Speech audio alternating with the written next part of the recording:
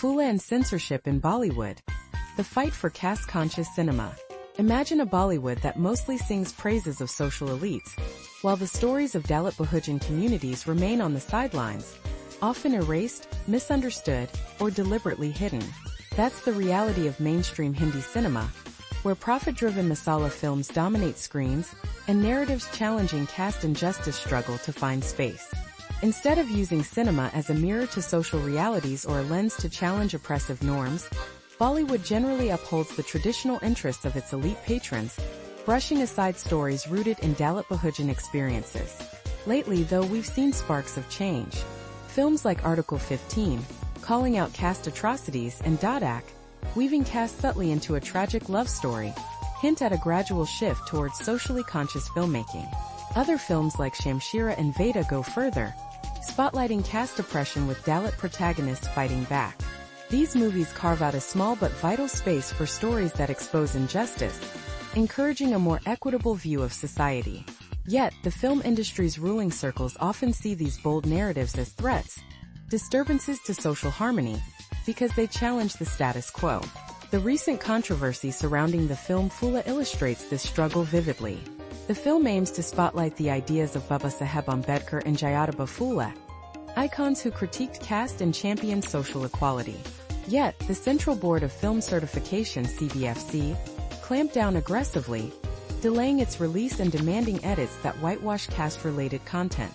They wanted to erase terms like Mahar, Mang, or Peshwai, and even remove visual references to Dalit oppression, actions that dilute the raw truth of Phule's fight against caste discrimination. Why such censorship? Because Phule directly confronts the dominant Brahmanical order, showing Dalit-Bahujan characters as dignified heroes, not helpless victims. For the powers that be, that's a rallying cry for change they'd rather silence. Meanwhile, content promoting fear, division, or narratives that reinforce the supremacy of the social elite, like movies about religious or communal conflicts, often receive government support. Films that challenge caste hierarchy are systematically censored or sidelined, revealing a clear pattern of suppression.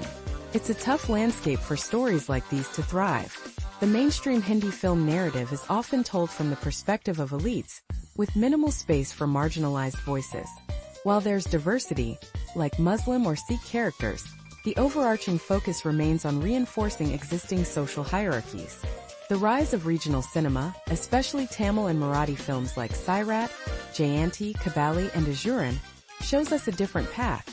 One where social issues are embedded into compelling storytelling, with Dalit-Bahujan characters taking center stage as empowered figures. These movies do more than entertain. They educate and challenge orthodox social practices, highlighting the importance of dignity and resistance. This emerging genre holds the potential to reshape Indian cinema from the ground up. It offers a more democratic and honest representation of society, pushing the boundaries of what mainstream films can be. Yet, for now, the battle continues. The censorship hurdles faced by films like Phule remind us that powerful stories about caste justice still threaten the existing social order, prompting resistance and suppression from those invested in preserving the status quo. Historically, figures like Phule and Ambedkar fought fiercely against the caste system, imagining a future India free from oppression, not just by colonial rulers but by ingrained social hierarchies. Yet, popular history and mainstream cinema often distort or ignore their legacies, elevating other figures while marginalizing the very truths that threaten dominant narratives. Today's cinematic censorship exemplifies this ongoing struggle. The attempt to sanitize Phule's story shows that calling out caste injustice is seen as politically dangerous. Meanwhile, films that stoke communal tensions or distort historical realities, like the Kashmir Files or Kerala Story, find support and prominence, even as those addressing social reform face censorship. The fight for representation in Indian cinema is far from over. While some films like Dadak 2, Phule, and others try to center Dalit-Bahujan voices and confront traditional hierarchies, they meet resistance from powerful institutions influenced by elite interests. The challenge remains. Can cinema truly become a tool for social change when those in control are determined to keep certain stories and perspectives hidden? The answer isn't simple, but the ongoing effort to democratize storytelling is an essential part of India's social evolution.